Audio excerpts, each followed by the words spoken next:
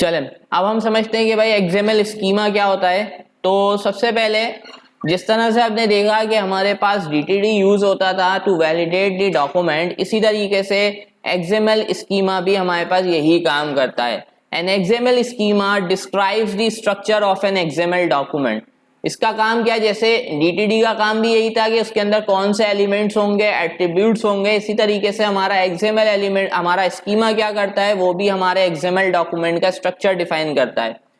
और आप XML schema language is also referred as schema definition XSD। यहाँ पर जितने भी हम स्कीमा की फाइल्स वगैरह बनाते हैं, जैसे मैंने कहा कि भाई मैं एक स्कीमा फाइल बना रहा हूँ, तो स्कीमा फाइल की जो आपके पास एक्सटेंशन होती है वो क्या होती है, .XSD होती है।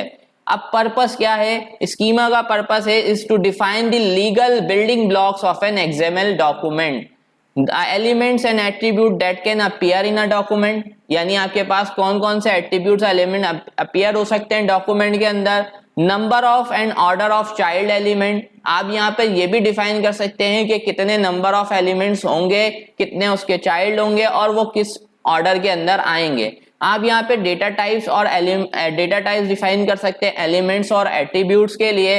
आप यहाँ पे एलिमेंट्स और एट्रीब्यूट की डिफॉल्ट और फिक्स वैल्यू भी सेट कर सकते हैं। कॉन्स क्या है एक्सएमएल स्कीमा को यूज करने के, बेसिक जो कॉन्स हैं, ठीक है, तो वो मुझे जो समझ आते हैं वो दो ही हैं। देखें, एक तो है हमारे पास सपोर्ट डेटा टाइप्स। यहाँ पर अगर हम डीटीडी को इससे कंपेयर करें तो डीटीडी के अंदर सिर्फ दो ही डेटा टाइप्स थी, एक पीसी डेटा और कैरेक्टर डेटा, जबकि स्कीमा के अंदर आपको डिफरेंट डेटा टाइप्स की सपोर्ट मिलती है। आप बूलियन डेटा टाइप यूज कर सकते हो, आप इंटीजर यूज कर सकते हो, आप different types of data types को यहाँ पे इस्तेमाल कर सकते हो।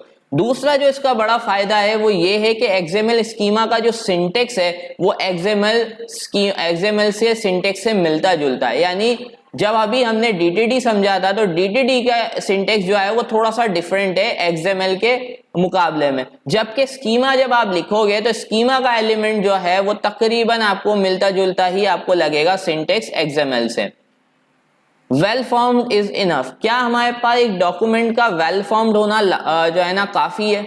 यानी अगर हम ये सारी चीजें अभी डिस्कस कर रहे हैं ना, भाई स्कीमा क्यों बना रहे, क्या एक डॉक्यूमेंट का वेल फॉर्म होना जरूरी है या वेल फॉर्म ही काफी है? देखें, अगर हम एक वेल फॉर्म चेक कर रहे हैं चीज, तो वेल फॉर्म सिर्फ ये चेक करेगा कि डॉक्यूमेंट फॉर्मेट में है या नहीं, यानी सिंटेक्स उसकी ग्रामर सेट है या नहीं है। जैसे कि टैग स्टार्ट हुआ है, एंड हुआ है, ये क्या काम करता है, वेल फॉर्म।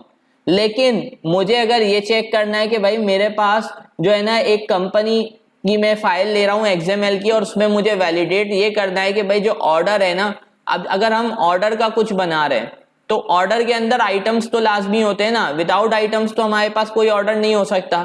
तो अगर मुझे इस तरह से चेक करना है कि भाई हमारे पास आइटम्स जो है वो लाजमी एक तो लाजमी आए, या हमारे पास किसी ऑर्डर के अंदर हम एलिमेंट्स को अपीयर कराना चाह रहे हैं, तो तब हमारे पास एक्सएमएल स्कीमा बहुत बड़ा रोल प्ले करता है, और तभी आपके पास आता है वैलिडेशन का कॉन्सेप्ट। तो यहाँ पर वेल फॉर्म डॉक्यूमेंट के अंदर ये चीजें होती हैं, ठीक है, जैसे कि it must begin with XML declaration, it must have one unique root element. ये किसकी आपके पास कंडीशन है, वेल फॉर्म की। Start tags must have matching end tags, elements are case sensitive, all elements must be closed, all element must be properly nested, all attribute value must be quoted, entities must be used for special characters। ये किसकी आपके पास rules हैं, आपके पास ये rules हैं किसके, well form document के। Even if documents are well formed, they can still contain errors and those errors can have serious consequences। तो आपके पास यहाँ पर अगर आप क्या यूज कर रहे हो, अगर आप भले डॉक्यूमेंट को वेल फॉर्म बना दो, उसके अंदर स्टिल एरर्स आ सकते हैं, और उस एरर्स की वजह से आपके पास बहुत जो है ना सीरियस प्रॉब्लम्स भी आ सकते हैं। तो इस वजह से उसको रिजॉल्व करने के लिए हम जो है क्या यूज करते हैं, या तो डीटीडी या तो एक्सएमएल स्कीमा। अब reference to an XML schema, यहाँ पर ये जो स्लाइड है इसके अंदर हम क्या डिफाइन कर रहे हैं कि हम किस तरह से एक्सएमएल स्कीमा का रेफरेंस करवाएंगे अपने पेज के अंदर। लेट्स सपोज ये हमारा रूट एलिमेंट है। कौन सा एलिमेंट है, रूट एलिमेंट है। तो इसके अंदर सबसे पहले हम नेम स्पेस डिफाइन करेंगे कि हमारे पास हम किस नेम स्पेस से इसको यूज कर रहे हैं। जैसे यहाँ पे हमने W3 स्कूल्स लिखा हुआ है कि हम बोल रहे हैं कि हम यहाँ पे जो नेम स्पेस टारगेट कर रहे हैं वो कौन सा है, W3 स्कूल्स का है। इसके बाद हम यहाँ पर ये बता रहे हैं कि भाई हम कौन सा इंस्टेंस यूज कर रहे हैं स्कीमा का। तो हमने कहा भाई ये डिफॉल्ट इंस्टेंस जो आपके पास XML स्कीमा का इंस्टेंस है W3 org से, वहां से हम इसको इंक्लूड करा रहे हैं। उसके बाद हम बता रहे हैं कि हमारे स्कीमा की लोकेशन क्या है, यानी हमारा जो स्कीमा फाइल बनी हुई है उसकी लोकेशन क्या है। अगर हमारे पास हम अपने जो है ना हम अपने डेस्कटॉप वगैरह पे बना रहे हैं तो हम उसकी लोकेशन दे देंगे। और यहाँ पे अभी हमने कहा कि हमारे पास ये जो आपके पास यहाँ पे कोड लिखा हुआ है, यहाँ पर जो स्कीमा यूज हो रहा है वो W3 स्कूल के अंदर XML node.xsd के नाम से बना हुआ है और ये उसकी स्कीमा की लोकेशन है। उसके बाद आ जाते हैं कि हमारे पास जब हम XML स्कीमा डिफाइन करेंगे तो XML स्कीमा के अंदर आपके पास स्कीमा एलिमेंट जो होगा वो आपका क्या होगा, रूट एलिमेंट होगा। और उसके अंदर आप ये सारी चीजें डिफाइन करेंगे और इसके अंदर ये है कि एलिमेंट फ्रॉम डिफॉल्ट क्वालिफाइड, यानी अगर हम यहाँ पे क्वालिफाइड लिखते हैं तो यहाँ पे हम अलाउ कर रहे हैं कि ये नेम स्पेसिस को भी यूज कर सकता है। उसके बाद आ जाते हैं कि हमारे पास XML स्कीमा के अंदर दो टाइप्स के एलिमेंट होते हैं जनरली। एक हमारे पास सिंपल एलिमेंट होते हैं और दूसरे हमारे होते हैं कॉम्प्लेक्स एलिमेंट। कितने टाइप्स के हैं? दो टाइप्स के एलिमेंट हैं, एक हमारे सिंपल एलिमेंट्स हैं और दूसरे हमारे कॉम्प्लेक्स एलिमेंट है। सिंपल एलिमेंट्स कौन से होते हैं? ऐसे XML एलिमेंट जिनके अंदर आप सिर्फ टेक्स्ट लिख सकते हैं, जिनके आप अंदर अलग एलिमेंट्स या एट्रीब्यूट्स नहीं डिफाइन कर सकते। लेट सपोज कि आपका रूट एलिमेंट जो होता है, क्या होता है? रूट एलिमेंट, जैसे कि मोबाइल आपका रूट एलिमेंट है। तो भाई रूट एलिमेंट के अंदर बहुत सारे एलिमेंट्स बनते हैं ना, चाइल्ड एलिमेंट, तो वो आपका सिंपल एलिमेंट नहीं हो सकता। आपका जो रूट एलिमेंट है it can not be simple element, because एक सिंपल एलिमेंट के अंदर या तो सिर्फ टेक्स्ट होगा या उसके अंदर आप जो है सिर्फ टेक्स्ट लिख सकते हैं, उसके अंदर आप अदर एलिमेंट्स और एट्रीब्यूट्स को डिफाइन नहीं कर सकते। अगर आपका एक ऐसा एलिमेंट है जिसके अंदर मजीद और टैग्स आने वाले हैं, जैसे मैंने कहा भाई हम एक XML डॉक्यूमेंट बना रहे हैं मार्कशीट का। किसका बना रहे हैं? मार्कशीट का। अब भाई मार्कशीट के अंदर बाकी टैग आने वाले हैं, तो मार्कशीट इटसेल्फ कौन सा होगा? कॉम्प्लेक्स टाइप होगा, वो सिंपल एलिमेंट नहीं होगा। ठीक है, इसी तरीके से जैसे कि मैं यहाँ पर एक काम करते हैं, मैं आपको नोटपैड पे थोड़ा सा इसको लिख के समझाता हूं।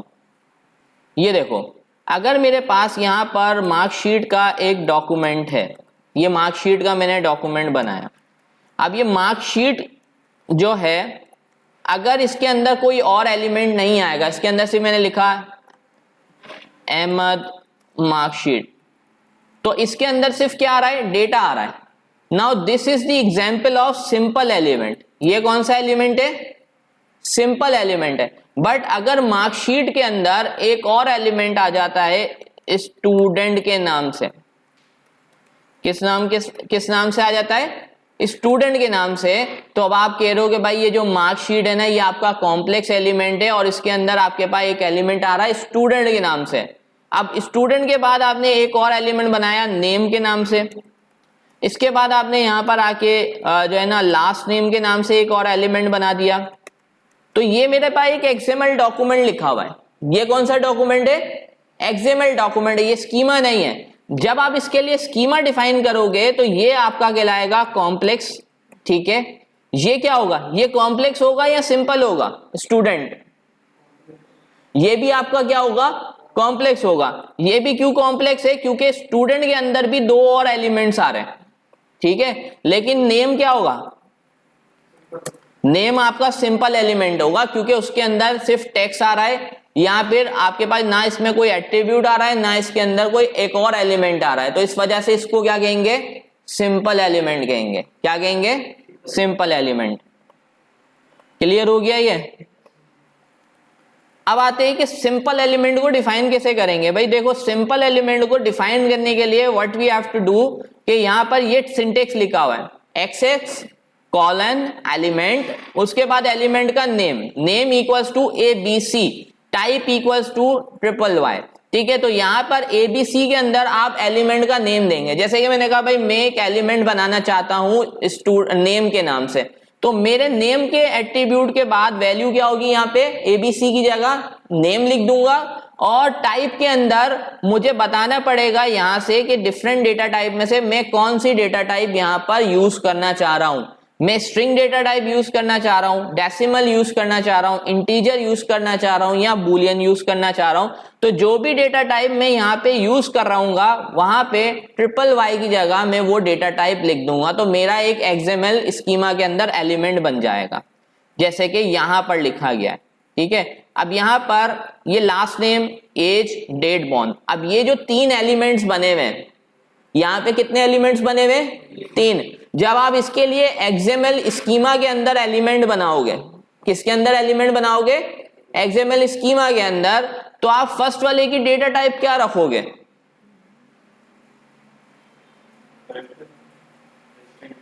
फर्स्ट वाले की डेटा टाइप होगी स्ट्रिंग, सेकंड वाले की डेटा टाइप क्या होगी? इंटीजर, थर्ड वाले की क्या होगी?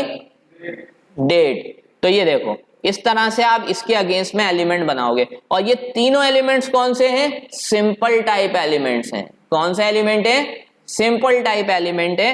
तो आपने कैसे डिफाइन किया है? आपने कहा एलिमेंट नेम किस नाम से बना रहे हैं? लास्ट नेम के नाम से बना रहे हैं, और उसकी टाइप क्या है? एक्सेस कॉलन स्ट्रिंग, यानी ये स्ट्रिंग। अब यहां पर जब हमें इंटीजर टाइप का बनाना होगा तो स्ट्रिंग की जगह हम यहाँ पे इंटीजर लिख देंगे। जब हमारे पास यहाँ पे डेट टाइप का बनाना होगा तो हम यहाँ पे इंटीजर की जगह क्या लिख देंगे? डेट लिख देंगे। तो हमारे पास इस तरह से हम डिफरेंट XML एलिमेंट डिफाइन कर सकते हैं।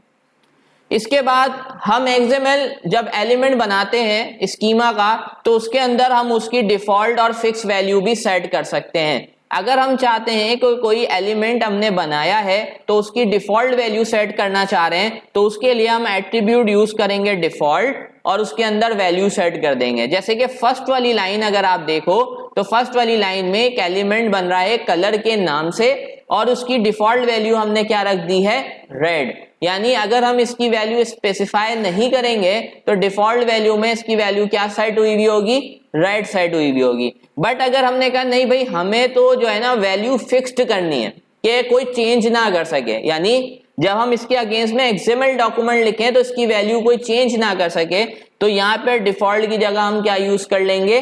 फिक्स यूज कर लेंगे। और फिक्स में जब हम रेड दे देंगे वैल्यू, तो अब कलर की वैल्यू क्या हो जाएगी? फिक्स हो जाएगी। It is not changeable. Fix का मतलब क्या होता है? कि ये चेंज नहीं होगी। जैसे प्रोग्रामिंग के अंदर जब हम कांस्टेंट बनाते हैं तो कांस्टेंट की वैल्यू को हम चेंज नहीं कर सकते, लेकिन वेरिएबल की वैल्यू जो है वो चेंज हो सकती है। तो इसी तरीके से जब आप स्कीमा के अंदर एलिमेंट डिफाइन कर रहे हो तो आप उसकी वैल्यू को यहाँ पे फिक्स कर सकते हो। उसके बाद आते हैं how to define an attribute. Similarly जिस तरह से आप एलिमेंट को डिफाइन करते हो उसी तरीके से आप एट्रीब्यूट को भी डिफाइन कर सकते हो। जिस तरह से आप किसको डिफाइन कर रहे हो? एलिमेंट को डिफाइन कर रहे हो, उसी तरीके से आप एट्रीब्यूट को डिफाइन करते हो। ये फर्क कहां पे आता है सिंटेक्स के अंदर कि आप यहाँ पे एलिमेंट की जगह क्या लिख दोगे? एट्रीब्यूट, और उसका नाम दोगे और उसकी टाइप दे दोगे। इसी तरीके से जब आप क्या बनाते हो एट्रीब्यूट के अंदर भी आप क्या यूज कर सकते हो? डिफॉल्ट और फिक्स वैल्यू भी सेट कर सकते हो।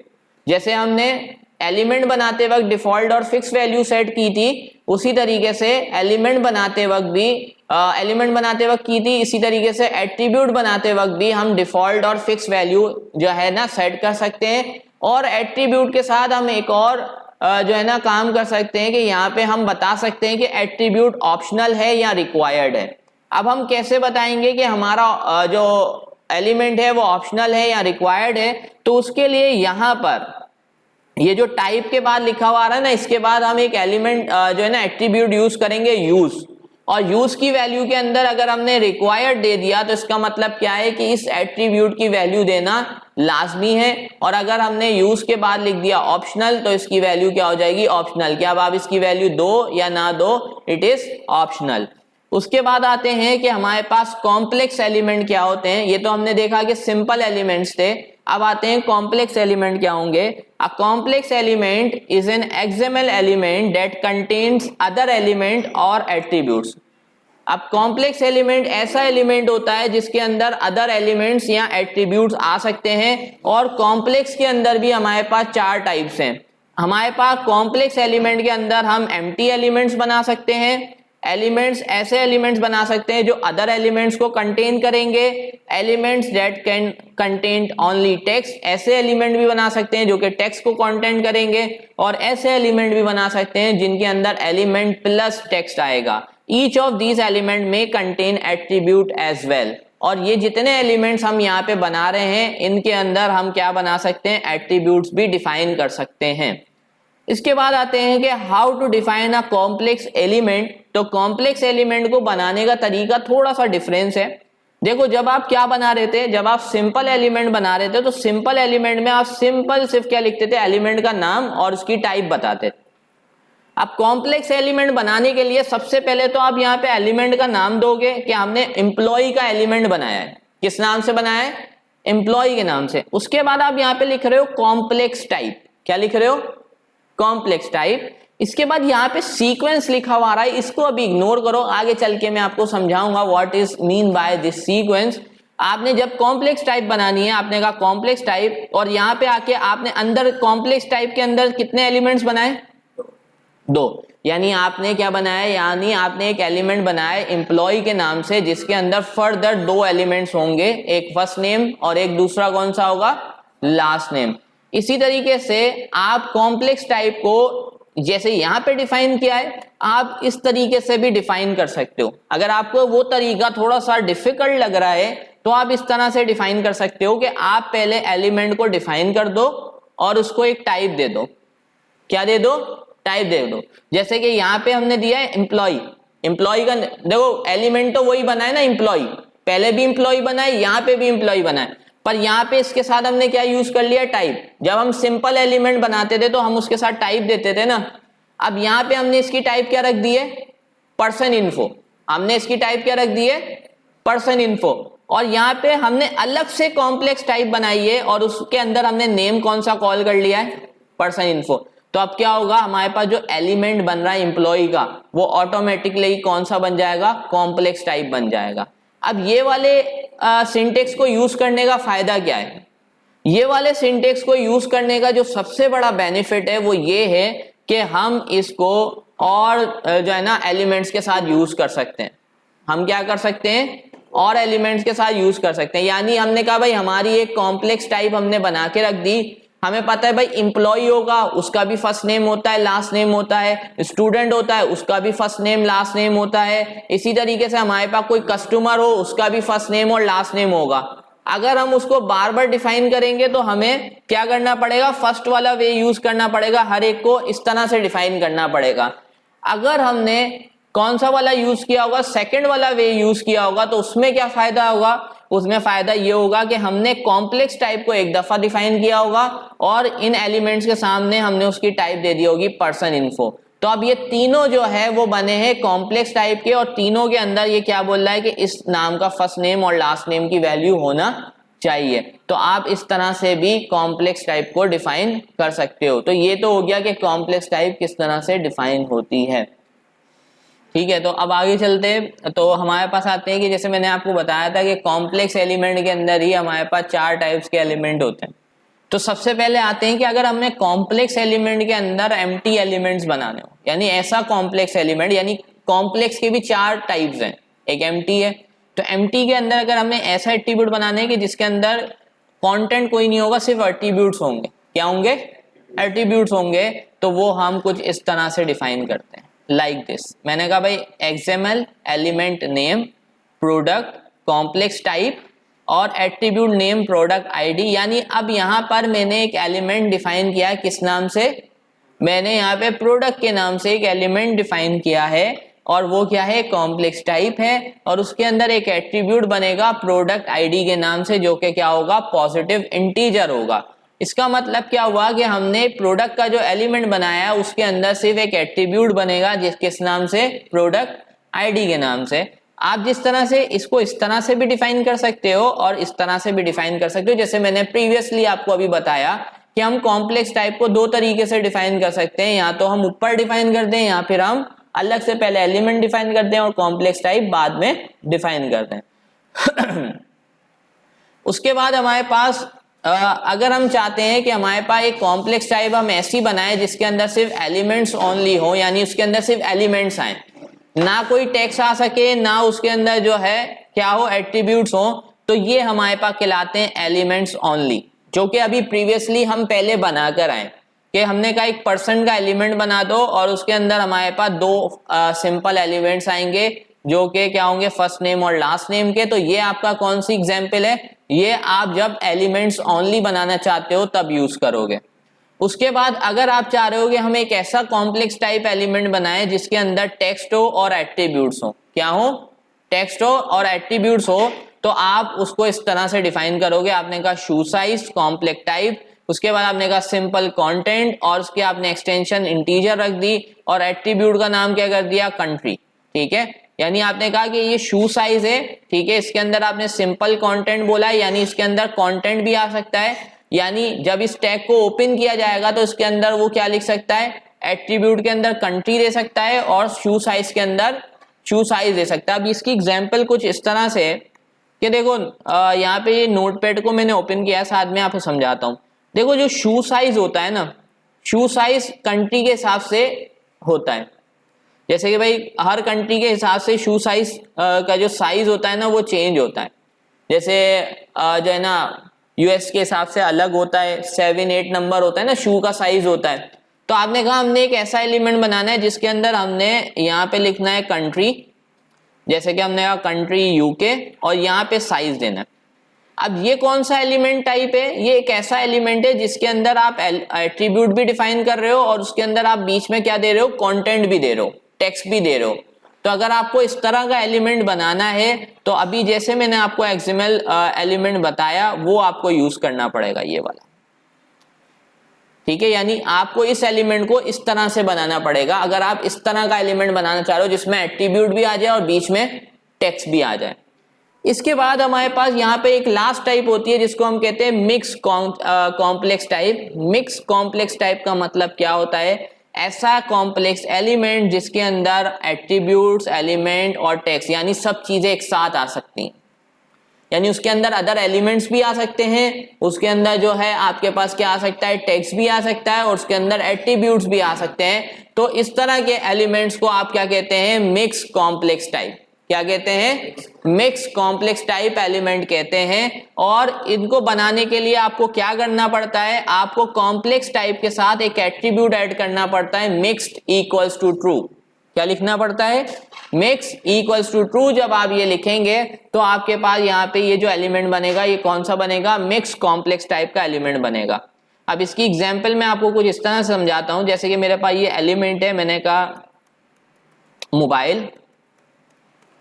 अब मोबाइल के अंदर ही मैंने यहाँ पे कहा कि भाई वीवो, ठीक है, लिखा, और इसके बाद मैंने यहाँ पे एक एलिमेंट बनाया मॉडल का,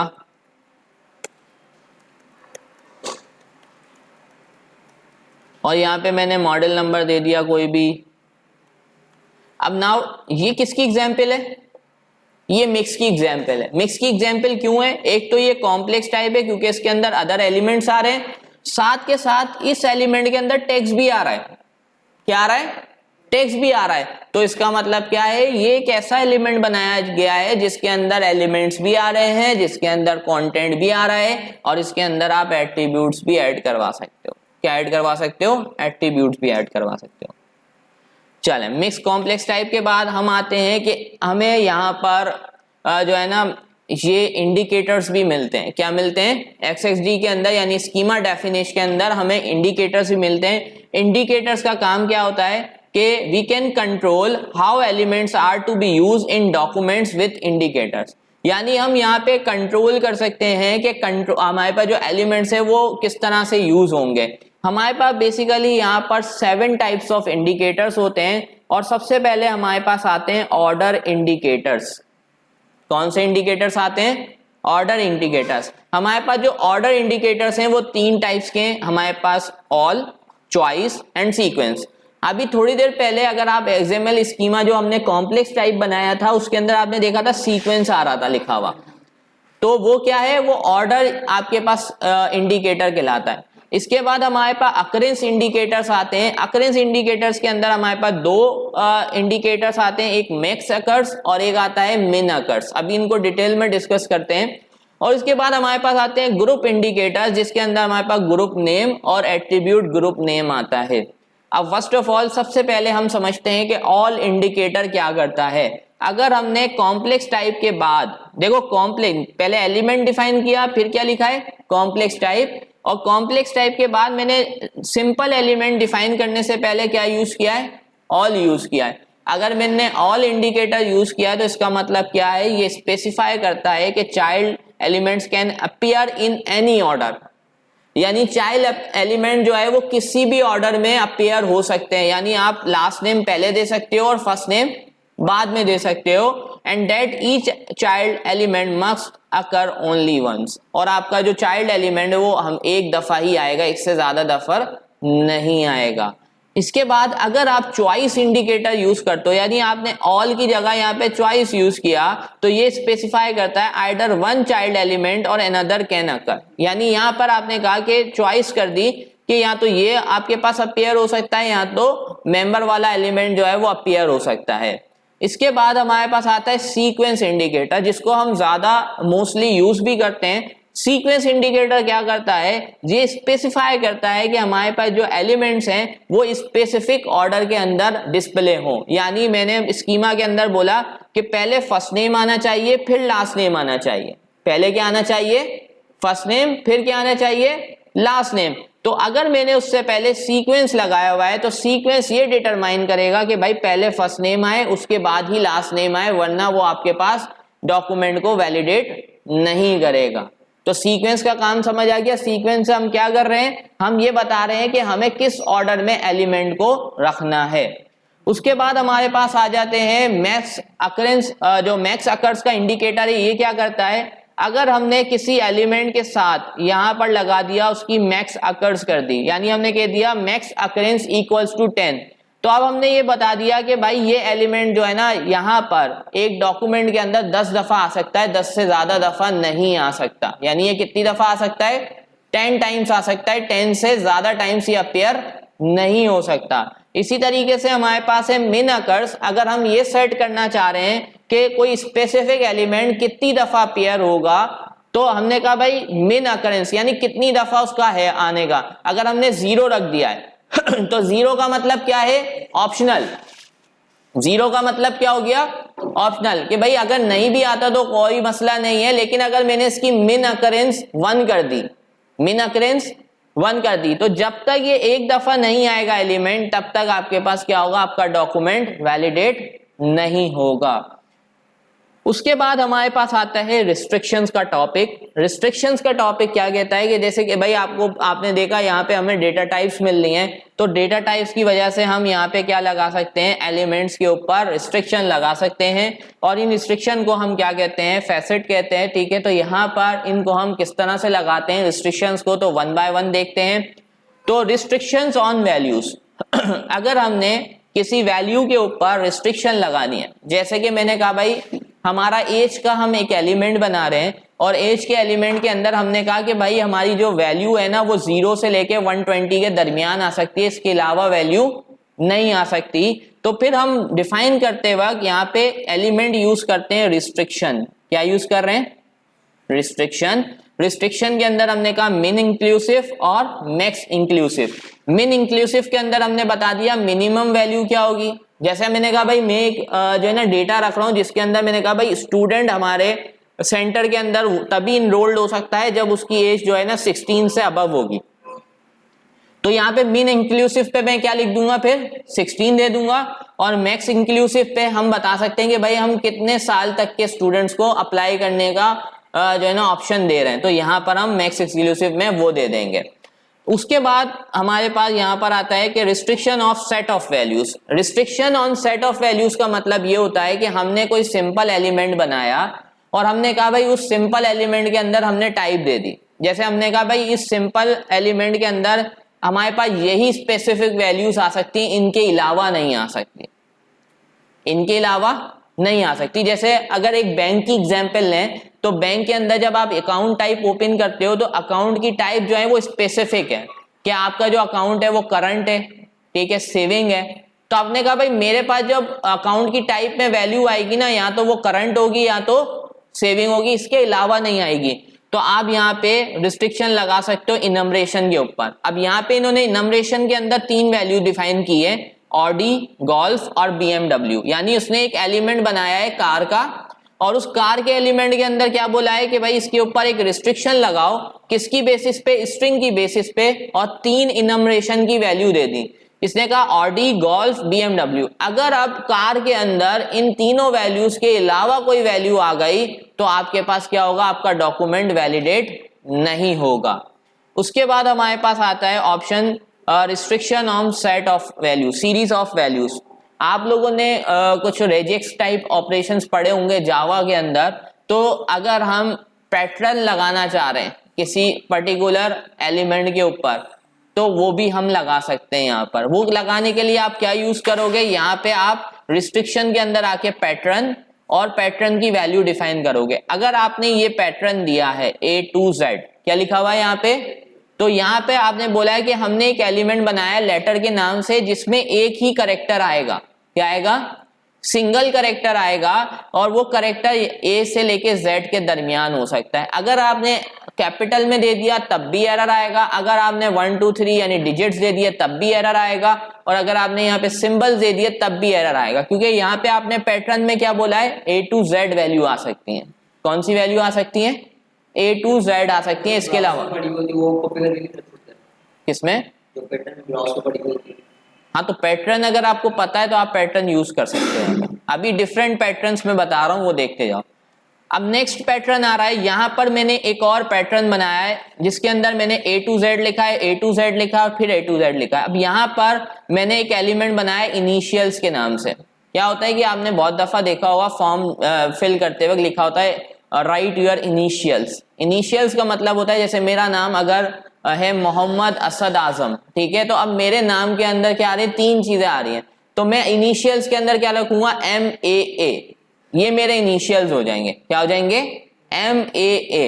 तो मैंने यहाँ पे बोला है कि A to Z, A to Z, A to Z, और तीनों A to Z की वैल्यू मैंने क्या दी है, कैपिटल में। यानी मेरे इनिशियल्स कितनी वैल्यू में होने चाहिए, 3 लेटर्स के होने चाहिए, और उनके अंदर जो वैल्यू आएगी वो किस में आएगी, A to Z के अंदर आएगी।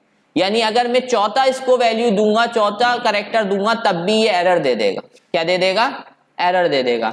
इसके बाद नीचे वाला देखो, अगर यही एग्जाम्पल है, इनिशियल्स की एग्जाम्पल है, पर नीचे वाले में मैंने A to Z क्या दिया है, स्मॉल में भी दिया है और कैपिटल में दिया है पैटर्न के अंदर। तो यानी अगर आप नीचे वाले एग्जाम्पल को यूज करोगे तो इसके अंदर आप इनिशियल्स की वैल्यू कैपिटल में भी दे सकते हो और लोअर केस में भी दे सकते हो, लेकिन आपके पास करेक्टर कितने आएंगे, 3 ही आएंगे।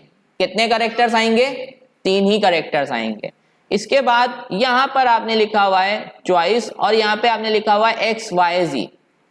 अब यहां पे जब आपने XYZ लिख दिया तो इसका मतलब ये है कि आपकी जो यहाँ पे वैल्यू आ सकती है ना, वो XYZ के अंदर से आ सकती है, इसके अलावा कोई वैल्यू नहीं आ सकती। तो अगर आपने यहाँ पे XYZ लिख दिया तो इसका मतलब आपके पास अब जो वैल्यू आएगी वो X, Y या Z में से कोई एक होगी।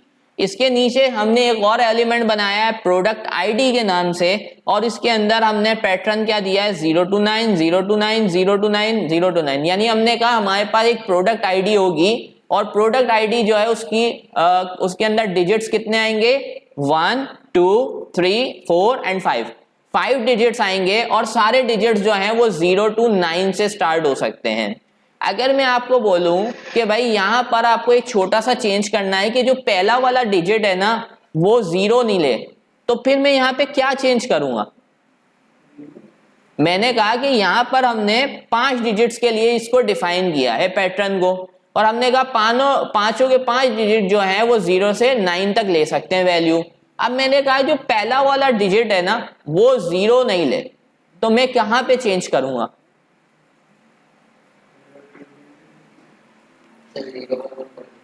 तो यहां पे यानी पहला डिजिट जो है, यानी जैसे मैंने कहा भाई अगर इस पैटर्न को देखें तो हमारा जो है प्रोडक्ट आईडी 0000 भी वैलिड है, यानी 5 दफा मैं 0 दे दूं तब भी वैलिड है। मैं 5 दफा जो है मैं ऐसे लिख दूं 0101, ये भी वैलिड है। मैं चाहता हूं 0 पहले में नहीं आए, पहला वर्ड जो है ना हमेशा 1 से स्टार्ट हो, यानी पहला डिजिट हमेशा किससे स्टार्ट हो, 1 से स्टार्ट हो। तो मुझे यहाँ पे फर्स्ट वाले के अंदर 0 की जगह क्या कर देना होगा 1-9 कर दूंगा, तो मेरे पास क्या हो जाएगा, अब पहला डिजिट वो क्या चेक करेगा कि हमेशा 1 से स्टार्ट हो, बाकी डिजिट भले 0 to 9 हो, 1 से लेके 9 के दरमियान दे सकते हैं अगर मैंने 1-9 लिख दिया। इसके बाद हमारे पास आता है यहाँ पे लेटर एक और हमने दिया। अब यहाँ पे आप देखो इसके बाद लिखा हुआ है स्टेरिक, A to Z लिखा हुआ है, A to Z के बाद क्या लगा हुआ है, एस्ट्रिक का साइन लिखा हुआ है। एस्ट्रिक का साइन ये बोलता है 0 और मोर। एस्ट्रिक का मतलब क्या होता है यहाँ पे 0 और मोर, यानी यहाँ पे कहने का मतलब ये है कि आप A to Z करेक्टर बना सकते हो और इट कैन बी ऑफ 0 और मोर अकरेंस। यानी 0 और मोर का मतलब क्या है, या तो आप इसकी वैल्यू दे सकते हो या नहीं भी दोगे तब भी आपके पास कोई एरर नहीं आएगा।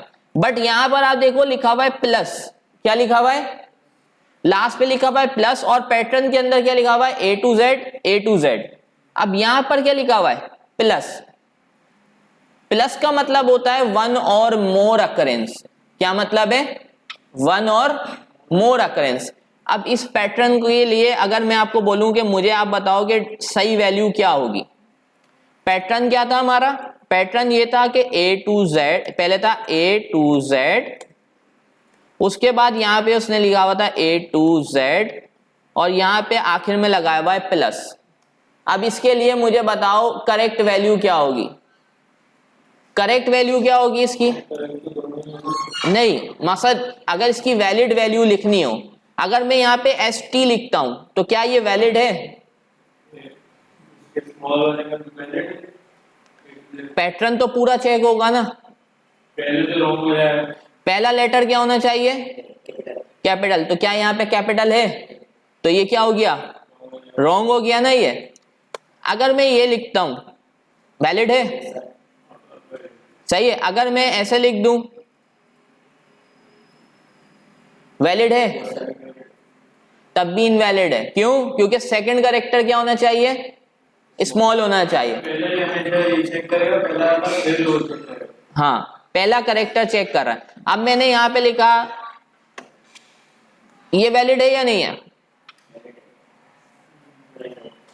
ये भी वैलिड नहीं है क्योंकि वो पैटर्न चेक कर रहा है। पहला पैटर्न ये चेक कर लिया, दूसरे पैटर्न में चेक क्या करेगा, ओपी की वैल्यू तो वैलिड नहीं हो रही ना। देखो ये प्लस क्या चेक कर रहा है 0 और मोर अकरेंस, यानी आपकी जो वैल्यूज आनी चाहिए वो इस पैटर्न में आनी चाहिए। किस पैटर्न में आनी चाहिए, अगर मैं ये प्लस हटा दूंगा तो फिर ये 2 ही वैल्यूज लेगा, यानी आपने इसके अलावा आप वैल्यू नहीं दे सकते। लेकिन जब आपने इसके साथ प्लस लगाया है तो आपने इसको कहा कि ये वाला पैटर्न एक से ज्यादा दफा रिपीट हो सकता है लेकिन पैटर्न पूरा होना चाहिए।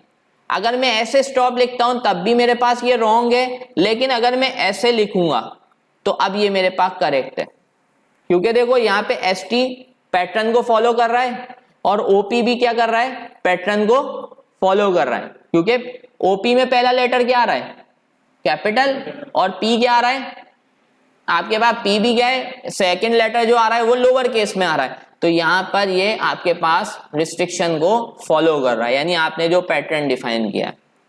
उसके बाद अब हम आते हैं यहाँ पर नेक्स्ट देखें तो हमारे पास अगर हम यहाँ पे कंडीशन लगाना चाहें कि भाई हमारे पास जैसे जेंडर का एलिमेंट बना रहे हैं तो जेंडर के अंदर 2 ही वैल्यूज हो सकती हैं, या तो मेल या तो फीमेल, तो हम उसके ऊपर रिस्ट्रिक्शन इस तरह से लगा सकते हैं। रिस्ट्रिक्शन लगाने के लिए हम पाइप सिंबल का इस्तेमाल करेंगे। किसका इस्तेमाल करेंगे, पाइप सिंबल का। हमने कहा मेल, उसके बाद पाइप, उसके बाद फीमेल, तो अब इस एलिमेंट के लिए 2 ही वैल्यू ले सकते हैं, या तो मेल या तो फीमेल। उसके बाद यहाँ पर आपने कहा पासवर्ड। अगर हम पासवर्ड का एलिमेंट बना रहे हैं तो आपको पता है पासवर्ड के ऊपर हम लेंथ वगैरह की रिस्ट्रिक्शन लगाते हैं कि पासवर्ड की लेंथ क्या होनी चाहिए, वो 8 होनी चाहिए। तो उसके लिए आप क्या यूज कर रहे हो, पैटर्न को डिफाइन करने के बाद अब पैटर्न में आपने क्या कहा कि A to Z भी हो सकता है, कैपिटल A to Z भी हो सकता है और 0 to 9 भी वैल्यूज हो सकती हैं, और उसके बाद आपने ब्रैकेट के अंदर क्या लिख दिया 8। तो अब आपके पास जब तक आप 8 कैरेक्टर्स जो नहीं देंगे पासवर्ड के अंदर तब तक आपका जो एलिमेंट है वो वैलिडेट नहीं होगा। इसके बाद आते हैं कि हम रिस्ट्रिक्शन लगा सकते हैं लेंथ के ऊपर। जैसे कि हमने कहा भाई हमने एक पासवर्ड का एलिमेंट बनाया, तो एक तरीका तो ये है कि हम यहाँ पे पैटर्न के थ्रू उस पर रिस्ट्रिक्शन लगा दें, और दूसरा तरीका ये है कि हमें एक एलिमेंट मिलता है लेंथ का जिसकी वैल्यू हम सेट कर सकते हैं, तो उससे के थ्रू भी हम लगा सकते हैं। और एक और तरीका ये है कि हम यहाँ पे मिनिमम और मैक्सिमम लेंथ भी डिफाइन कर सकते हैं। जैसे हमने कहा भाई पासवर्ड जो है ना वो मिनिमम 8 कैरेक्टर का हो और मैक्सिमम जितना भी हो, तो अगर हम चाह रहे हैं कि भाई मिनिमम तो इसकी वैल्यू 8 हो और मैक्सिमम क्या हो, जितनी वो देना चाहे वो दे सकता है, तो यहाँ पे हम वैल्यू के अंदर अनबाउंडेड लिख देंगे। क्या लिख देंगे? अनबाउंडेड। अनबाउंडेड का मतलब होता है कि हमने यहाँ पे बोल दिया कि इसकी वैल्यू कितनी भी हो सकती है, लेकिन मिनिमम ने क्या दे दिया, हमने 5 दिया है। तो अब हमारे पास पासवर्ड जो है उसकी लेंथ क्या होनी चाहिए, 5 होनी चाहिए मिनिमम, और मैक्सिमम अभी यहाँ पे क्या दिया हुआ है, 8 दिया हुआ है, तो मैक्सिमम लेंथ कितनी होनी चाहिए, 8 होनी चाहिए। तो ये आपके पास है रिस्ट्रिक्शंस कि आप किस तरह से रिस्ट्रिक्शंस लगा सकते हैं। और अब हम एक चलते हैं प्रॉपर एग्जाम्पल की तरफ के एग्जाम्पल, एक पूरे स्कीमा की एग्जाम्पल देखते हैं और फिर देखते हैं कि एक्सएमएल स्कीमा को लिखते कैसे हैं और फिर उसको हम वैलिडेट करके अभी देखेंगे। चलो भाई अब आ जाते हैं यहाँ पर, और सबसे पहले ये एक एक्सएमएल का डॉक्यूमेंट लिखा हुआ है। अगर ये एक्सएमएल डॉक्यूमेंट है जो एक्सएमएल सिंपल डॉक्यूमेंट होता है, ठीक है, इसको मैंने सेव करवा दिया डेस्कटॉप के ऊपर ऑर्डर डॉट एक्सएमएल के नाम से। किस नाम से सेव करवाया है? ये मैंने ऑर्डर डॉट एक्सएमएल के नाम से सेव करवा दिया। अगर मैं ये डॉक्यूमेंट आपको अभी एग्जीक्यूट करके दिखाऊं तो हमारे पास यहाँ पे ये ऑर्डर के नाम से आ चुका है। इसको मैं यहाँ से ओपन कर लेता हूँ क्रोम के ऊपर, तो ये मैंने इसको क्रोम पे ओपन कर रहा है, ये इस तरह से डेटा आपको दिखा रहा है। अब यहाँ पर आते हैं और मैंने यहाँ पर आके आपको कहा कि भाई अगर मैं आपसे यहाँ पर पूछूं तो यहाँ पे कितने एलिमेंट्स बने हुए, यानी मुझे इसके लिए स्कीमा लिखना है। क्या लिखना है? इस डॉक्यूमेंट के लिए स्कीमा डिफाइन करना है। तो भाई सबसे पहले तो इसके अंदर क्या बना हुआ है, एक रूट एलिमेंट शिप ऑर्डर। अच्छा पहले तो ये बताओ भाई शिप ऑर्डर क्या हुआ, कॉम्प्लेक्स है या आपके पास सिंपल है?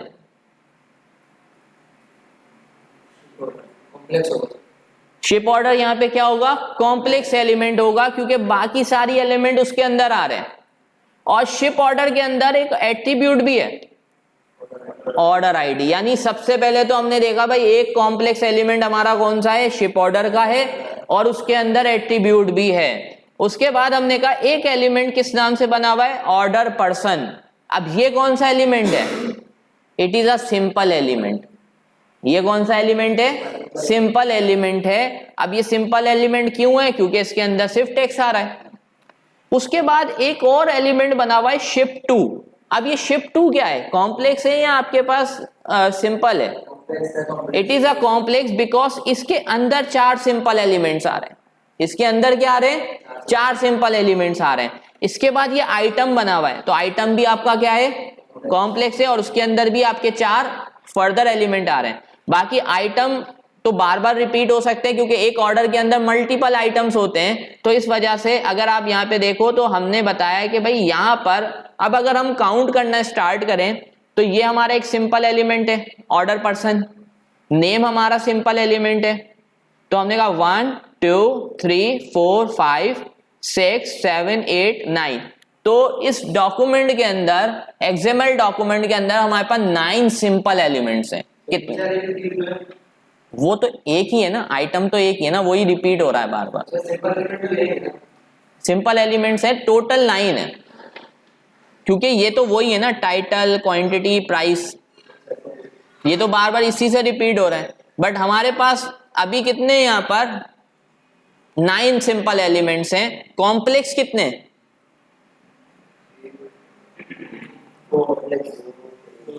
2 तो नहीं, 3 है। एक शिप ऑर्डर भी कॉम्प्लेक्स है, शिप 2 भी कॉम्प्लेक्स है, और आइटम भी हमारा क्या है, कॉम्प्लेक्स है। देखो ये चीज तो समझ आ गई ना।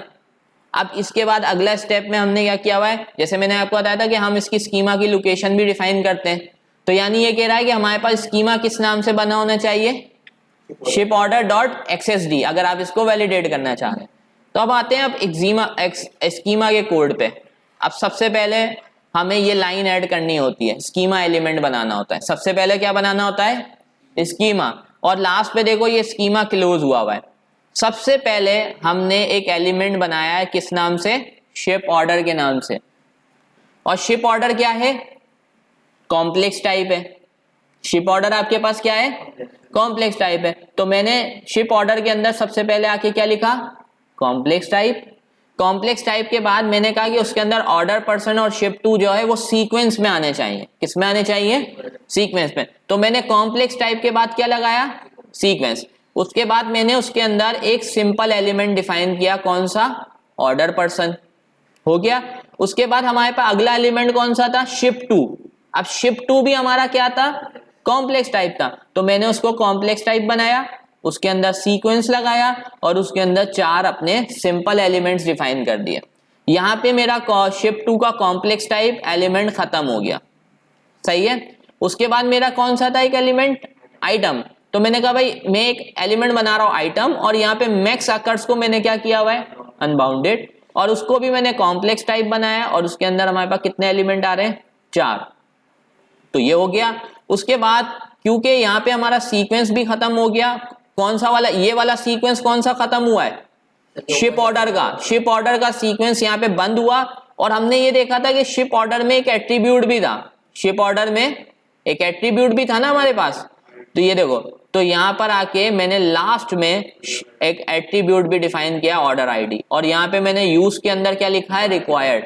अगर मैं ऑप्शनल कर दूंगा तो ये देना ना देना हमारे पास जो है ना ऑप्शनल हो जाएगा। ये क्लियर हो गया भाई, ये स्कीमा बन गया हमारा। अच्छा, इस स्कीमा को ना एक और तरीके से भी डिफाइन किया जा सकता है।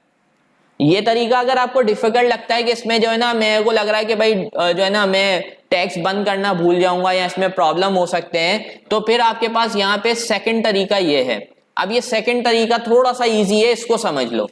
सबसे पहले आप अपने सारे सिंपल एलिमेंट्स डिफाइन कर दो, डिफाइन कर दिए। ये वही स्कीमा है लेकिन उसी को दूसरे तरीके से लिखा है कि पहले आपने अपने सारे सिंपल स्कीमा बता दी, सिंपल एलिमेंट्स बता दिए। तो ऑर्डर पर्सन नेम सारे कितने थे, 9 थे ना, हमने कितने काउंट किए थे, 9। काउंट करो, यहाँ पे 9 ही लिखे हुए, 9। उसके बाद एट्रीब्यूट्स कितने थे, एक एट्रीब्यूट डिफाइन कर दिया, ठीक है। इसके बाद कॉम्प्लेक्स एलिमेंट्स कितने थे, 3। तो सबसे पहले हम शिप टू का एलिमेंट डिफाइन कर रहे हैं। किसका एलिमेंट डिफाइन कर रहे हैं, शिप टू का। और शिप टू के अंदर हमने कॉम्प्लेक्स टाइप दिया, सीक्वेंस दिया। अब यहाँ पे ये उसके साथ कैसे मर्ज होंगे, रेफरेंस का एलिमेंट यूज होगा, ठीक है। और यहां से आप बता दोगे कि यहाँ पे कौन से एलिमेंट को आप यहाँ पे रेफर कर रहे हो। तो आपने कहा भाई यहाँ पे नेम, फिर एड्रेस, सिटी और कंट्री, तो ये यहाँ से रेफर होकर आ रहे हैं जो ऊपर आपने डिफाइन कर दिया। दूसरा हमारा कॉम्प्लेक्स एलिमेंट कौन सा था, आइटम। तो यहाँ पे हमने आइटम को कॉल किया, उसके अंदर बाकी 4 के जो एलिमेंट है वो कॉल कर लिए। आखिरी एलिमेंट कौन सा है हमारा, जो शिप ऑर्डर का है, जो कि रूट एलिमेंट है। अब रूट एलिमेंट के अंदर हमने सबसे पहले किसको कॉल किया है, ऑर्डर पर्सन को, शिप टू को कॉल किया, फिर किसको कॉल किया, आइटम को, और लास्ट में हमने किसको कॉल कर लिया, एट्रीब्यूट को, ठीक है। तो यहाँ पर आप जो स्कीमा है ना उसको आप इस नाम से भी बना सकते हो, इस तरीके से भी बना सकते हो, और वाले तरीके से भी बना सकते हो। अब हम इसको सेव करवा लेते हैं। तो हमने कहा भाई हम एक फाइल बना रहे हैं शिप ऑर्डर .xsd। तो ये हमने यहाँ पर हमारा स्कीमा भी बना लिया और यहाँ पे हमने इसको ऑर्डर भी कर लिया। अच्छा, इसको वैलिडेट करने के लिए हम क्या करेंगे, इसको वैलिडेट करने के लिए अगर मैं इसको अब रिफ्रेश कर रहा हूँ तो ये वैलिडेटेड है। अब इसको चेक करने के लिए हम क्या करेंगे, यहाँ पर हमारे पास यूज होता है XML स्कीमा वैलिडेटर। हम किसी भी वेबसाइट पे जाके इसको वैलिडेट कर लेंगे।